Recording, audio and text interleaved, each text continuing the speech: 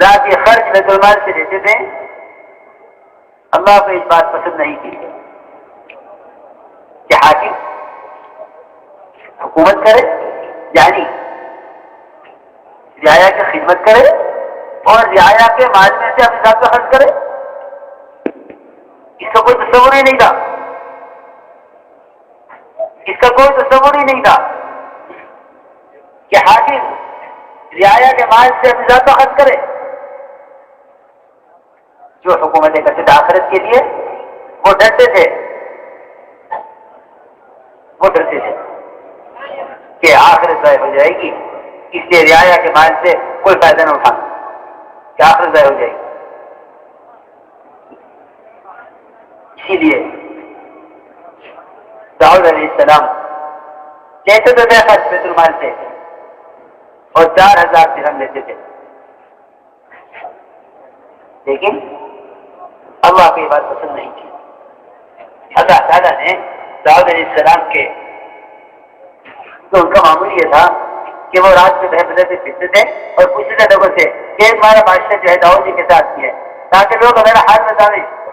آج تو کوئی اس کے لیے بھی تیار نہیں، کوئی ٹوک دے اس کو اپنا مسجد سمجھے۔ وہاں تو کوشش یہ تھی کہ بہر بدل کے پھرو تاکہ ہمارے بارے میں لوگ صحیح رائے قائم کر سکیں۔ یہاں تو ٹوکنے پر بھی تیار نہیں ہے سننے کو۔ اور وہاں کہ خلفائے راشدین کا اور علیہ السلام کا مزاج یہ تھا کہ وہ اپنے اوپر ٹوکنے والے اپنے ٹوکنے والوں کو اپنا مقصد سمجھتے تھے، کہ ہمیں ٹوک دیا۔ معاویہ رضی اللہ تعالیٰ 5 جمعہ کہتے رہے مال ہمارا ہے، ایک بڑی پہلے ٹوک دیا، فرمایا بڑی نہیں آتے اللہ تمہیں جزائے خیر دے، تم نے مجھے زندگی بخش دی ورنہ میں تو مر رہا تھا، کیا میرے اندر کو خیر نہیں ہے کیونکہ مجھے ٹوکے جانا ختم ہو گیا۔ وہاں داؤد علیہ السلام میرے بدل کے پوچھتے لوگوں سے داؤد کیسا آدمی ہے، لوگ اعتبار سے آدمی ہے، بڑا نیک آدمی۔ ایک اللہ نے فرشتے کو کھڑا کر دیا راستے میں، اس سے بھی پوچھا فرشتے سے انسان سمجھ کے کہ بھائی بتاؤ داؤد کیسا آدمی ہے؟ انہوں نے کہا آج تو بہت اچھا ہے مگر ایک کمی ہے ان کا، کہ کمی یہ ہے کہ یہ بیت المال سے اپنا ذاتی خرچ نکالتے ہیں، خود کما کے لیے خرچ کرتے ہیں اپنی ذات پر۔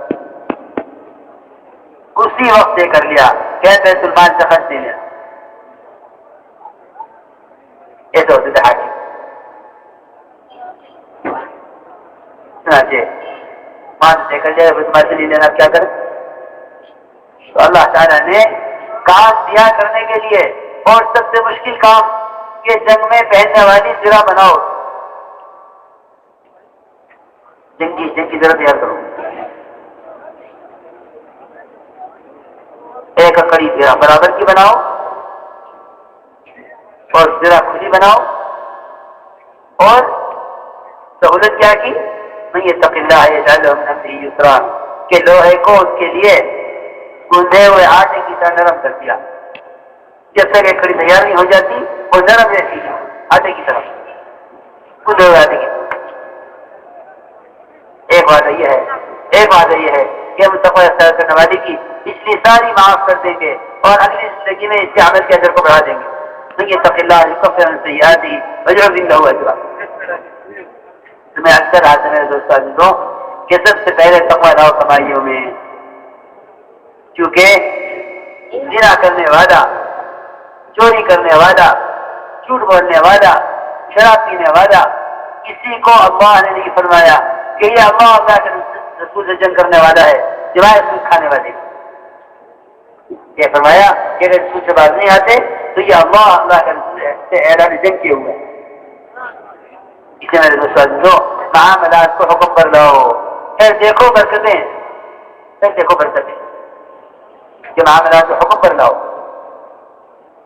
اگر معاملات حکم پر آ گئے تو گویا عبادات میں کمال پیدا ہو گیا، اور عبادات میں کمال تو اخلاق اور معاشرے میں سب چیزوں میں کمال پیدا کر دے گا۔ کہ عبادات سے تمام چیزوں میں کمال پیدا کرنے کے لیے اس لیے ہمیں دعوت کے ذریعے اپنی پوری زندگی کو بدلنا ہے، دعوت کے ذریعے پوری زندگی کو بدلنا ہے۔ میرے دوستوں ہجرت بدل چھوڑنے کو نہیں کہتے، ہجرت کہتے ہیں ہر اس چیز سے رخ پھیر لینا جس سے محمد صلی اللہ علیہ وسلم نے روکا ہے، اللہ نے روکا ہے، ہر اس چیز سے رخ پھیر لینا، یہ ہے ہجرت۔ ورنہ صرف سر کے وزن ہجرت نہیں ہے، اتنی دنیا ہے جو بھی تو وطن چھوڑ کے ملکوں میں کما رہے ہیں، جن کو مہاجر نہ کہا جائے گا۔ مہاجر کون ہے؟ یہ مہاجر تو وہ ہے جو ہجرت کرے، یعنی اپنی زندگی کے تمام شعبوں میں اللہ کے غیر سے رخ پھیر کر اللہ کے اوامر کا پابند ہو جائے، اس کو کہتے ہیں مہاجر، جو جہاں بھی ہو دین کے ساتھ ہو۔ حدیث میں فرمایا مہاجر وہ ہے جو جہاں بھی ہو دین کے ساتھ ہو، وہ مہاجر ہے۔ اس طرح میرے دوستوں عزیزوں، ہمیں اپنی زندگی میں پورا دین لانا ہے۔ میں نے عرض کیا کہ ایک ایک عمل اللہ کی رضا کے لیے ہو، کیونکہ حدیث میں آتا ہے کہ ادنا ریا بھی شرک ہے، ادنا ریا بھی شرک ہے۔ یہ 6 صفات، 6 نمبر کہلاتے ہیں نا، اصل میں اب تو نمبر گنوانے کو لوگ 6 نمبر کہنے لگے ہیں۔ ایسے منتخب حدیث اس مقصد کے لیے لکھی تھی کہ ان صفات کو اپنے اندر پیدا کیا جائے، ان صفات کو اپنے اندر پیدا کیا جائے، اور یہ 6 نمبر احادیث کی روشنی میں بیان کیے جائیں۔ 6 نمبر احادیث روشنی میں بیان کیے